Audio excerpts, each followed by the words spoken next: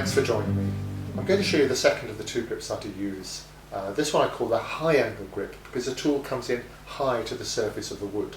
Very useful for lettering, for setting in relief carving and things like that.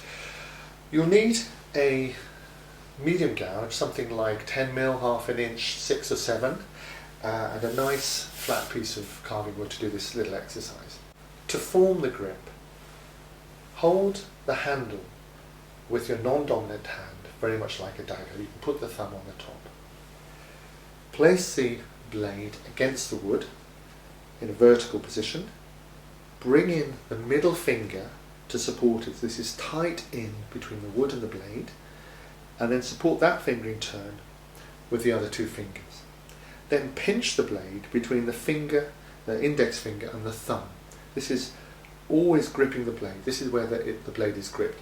Finger and thumb is gripping it. Now you can push with the thumb or pull with the finger, but for this exercise, stab the tool in vertically by pushing down with your shoulder.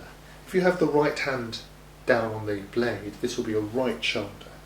Push it in, then lift the tool so that the leading edge is slightly clear of the wood, and push it forward with the thumb, and push down and set in again.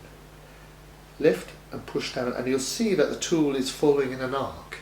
This is a natural arc of the sweep, and eventually you lift and push, stab in, lift, push, stab in. You can work this tool round until it comes back to where it started. So it's a simple little exercise, and you'll find you have to adjust your fingers as you go round in order to make the tool control.